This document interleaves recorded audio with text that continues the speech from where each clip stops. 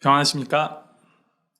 오늘도 말씀 통하여서 하나님의 마음을 더욱더 알아가고 그 마음 닮아가는 시간 되기를 소망합니다. 오늘 하나님께서 우리에게 주시는 말씀은 출애굽기 21장 28절부터 36절까지 말씀입니다. 제가 읽어드리도록 하겠습니다.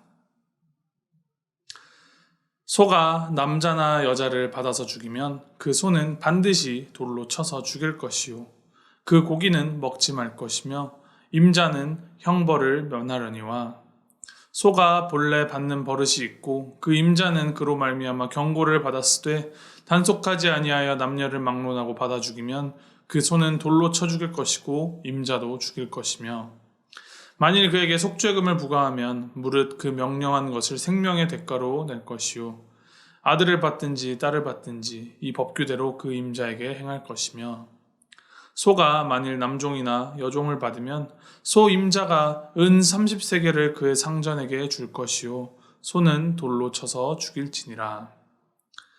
사람이 구덩이를 열어두거나 구덩이를 파고 덮지 아니하므로 소나 나귀가 거기에 빠지면 그 구덩이 주인이 잘 보상하여 짐승의 임자에게 돈을 줄 것이요 죽은 것은 그가 차지할 것이니라. 이 사람의 소가 저 사람의 소를 받아 죽이면 살아있는 소를 팔아 그 값을 반으로 나누고 또한 죽은 것도 반으로 나누려니와 그 소가 본래 받는 버릇이 있는 줄을 알고도 그 임자가 단속하지 아니하였으면 그는 소로 소를 갚을 것이요 죽은 것은 그가 차지할지니라. 아멘. 오늘 말씀에서는 이제 하나님께서 이스라엘 백성들에게 하나님의 백성으로 살아가면서 지켜야 할 율법들을 주십니다. 이 출애굽기 20장 10계명을 시작으로 이제 여러 가지 율법들을 주시는데 오늘 말씀에서는 살아가면서 이 사람과 사람 사이에서 지켜야 할 법을 주십니다. 하나님께서 하나님의 백성들에게 율법을 주시는 것은 단순히 하나님을 믿는 믿음 생활을 하는 것만이 전부가 아니라 하나님의 백성으로서 살아가면서 그 일상생활 중에도 하나님을 믿는 사람으로서의 정체성을 가지고 살아가야 한다라는 의미를 담고 있습니다. 이제 특별히 어제 본문과 오늘 본문에서는 다른 사람에게 해를 끼쳤을 때 어떻게 해야 하는가에 대한 법을 주시는데 이제 어제 본문이 마음 먹고 고의로 해를 끼친 경우, 생명을 뺏은 경우, 그런 경우에 관한 말씀이라면 오늘 본문은 그럴 의도가 없었으나 다른 이의 생명을 실수로 위협에 빠뜨린 경우에 어떻게 보상을 하고 어떻게 처리해야 한다라는 말씀이 담겨 있습니다. 그 내용을 살펴보면 가축으로 키우는 이제 소가 사람을 받아서 사람을 죽게 하였을 때 그리고 구덩이를 파도왔는데 그 구덩이에 가축이 빠져서 손해를 입었을 때 소가 다른 소를 받아 죽였을 때 이렇게 크게 세 가지 경우에 대한 율법을 기록합니다. 이스라엘은 광야 생활을 했기 때문에 이제 가축을 키우면서 이제 생업을 위해서 가축을 키우고 다니면서도 이제 사람들의 거주지와 가축들의 거주지를 안전하게 분리시켜줄 그런 온전한 장치들을 마련하기가 어려웠을 것입니다. 그러다 보니 이제 함께 더불어 살아가던 중에 의도하지 않았어도 이제 소가 사람들을 공격하는 불의의 사고도 발생하였을 테죠. 이제 주목해야 할 것은 이제 목숨은 목숨으로 갚아야 한다는 하나님께서 세우신 그 정의입니다. 어제 본문 이제 24절과 25절에 보면 눈은 눈으로, 이는 이로, 손은 손으로, 발은 발로라는 정말 이 손에 끼친 만큼 동등하게 보상을 해주라라는 말씀을 주십니다. 그러니 이제 소가 사람을 죽게 하였으면 그 소는 돌로 쳐서 죽여야 하는 것이죠. 한 가지 주목해야 할 것은 이제 소를 잡았으니 거기서 우리가 소고기를 얻을 수 있지만 하나님께서는 그 고기를 먹지 말라라고 하십니다. 인간적인 마음으로는 소도 없어지는 마당에 효율적으로 이왕 이렇게 된 거 고기라도 취해서 먹자라고 생각할 수도 있습니다. 내가 잃는 것, 내가 얻는 것에 초점을 맞추고 인간의 그 욕망에 비롯된 생각을 가지는 것이죠. 그러나 그 소가 죽임을 당하는 것은 그런 효율이나 경제적인 그런 문제 때문이 아니라 생명의 주관자 하나님께서 주시는 그 정의의 관점에서 사람의 생명을 해한 소에게 죄에 대한 심판을 내리고 정의를 세우기 위하여 소를 죽이는 것이기에, 그로부터 무언가를 얻는다라는 것은 하나님 앞에 죄를 짓는 것과 같은 것입니다. 우리가 살아가다 보면 법적으로는 문제되지 않으면서 내가 그 정석적인 방법은 아니지만 그로부터 좀 이득을 편취할 수 있는 경우들을 맞닥뜨리게 됩니다. 이제 편법적인 방법들이 있는 것이죠. 그럴 때 우리의 기준을 어디에 두어야 하느냐가 중요합니다. 이 편법으로 내가 무엇을 얻느냐 혹은 무엇을 잃느냐와 같은 나 중심, 나의 기준으로 바라볼 때에는 아무런 문제가 되지 않을 수도 있습니다. 그러나 우리가 거룩하게 정의롭게 살아가기를 원하시는 그 하나님의 기준에서는 그것이 문제가 될 수 있습니다. 그렇기 때문에 우리 삶의 기준은 하나님이 보시기에 합당한가, 합당하지 않은가를 두고 살아가야 합니다.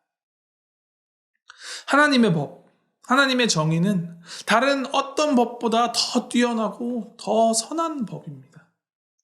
이 눈에는 눈, 이에는 이라는 법을 이제 함무라비 법전이라는 이름으로 많이 알려져 있는데, 당시 그 함무라비 법전에서도 같은 내용이 있었으나 그 법의 적용 대상들은 오직 일반 평민들과 귀족들, 힘있고 가진 자들을 위한 법이었습니다. 그래서 예를 들자면 오늘 본문의 경우와 마찬가지로 소가 이제 남종이나 여종, 노예들을 들이받아 죽게 하였으면 그것은 그 법의 울타리로 보호될 수 있는 경우가 아니었던 것이죠. 그러나 오늘 말씀에서 하나님께서는 32절에 남종이나 여종을 받으면 은 30세겔로 보상해야 한다라고 말씀 주십니다. 이 당시 고대 근동 사회에서도 굉장히 합리적이고 선한 법으로 규정되었던 함무라비 법전보다도 하나님의 율법이 더 나아가서 소외받는 자들까지 그 법의 테두리로 보호하시는 것이죠. 이를 생각하여 볼 때 하나님의 백성으로 살아가는 우리는 세상이 말하는 법, 세상의 규칙보다 더 선하고 더 옳고 더 정의로운 기준에 진일보된 법적, 윤리적 책임의식을 가지고 살아가야 하는 것입니다. 그것이 하나님이 우리에게 말하시는 하나님의 정의입니다. 한 대 맞으면 두 대, 세 대 때려주고 싶은 것이 우리 인간의 솔직한 마음일 것입니다. 손해보고 피해보고 살아가는 것 정말 싫죠. 그러나 진짜 중요한 것은 우리의 관심이 내가 얼마를 손해보고 내가 얼마를 이득 보느냐라는 기준으로 살아가는 것이 아니라 하나님께서 우리에게 주신 그 은혜 마음에 새기면서 하나님께 그 모든 것들 다 맡기고 정의롭게 살아가기로 결단하는 것, 그것이 중요한 것입니다. 이를 기억하며 주일에 교회에서만 교인으로 살아가는 우리가 아니라 이 매일매일의 우리의 삶 속에서 세상의 법이 아니라 더 고차원적이고 더 높은 그 하나님의 법, 하나님의 말씀을 지키며 하나님의 정의를 실천하며 살아가는 우리 모두가 되기를 주님의 이름으로 소망합니다. 함께 기도하시겠습니다.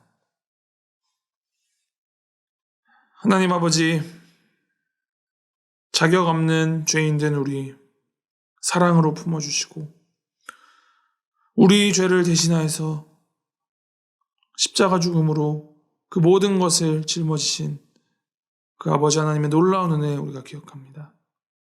하나님, 우리가 나의 욕심, 나의 이기심을 기준으로 살아가지 않게 하시고 하나님께서 보이신 그 사랑과 정의를 우리 마음에 올바르게 세우고 하나님의 말씀을 우리 삶의 기준 삼아 살아가도록 주님 인도하여 주시옵소서.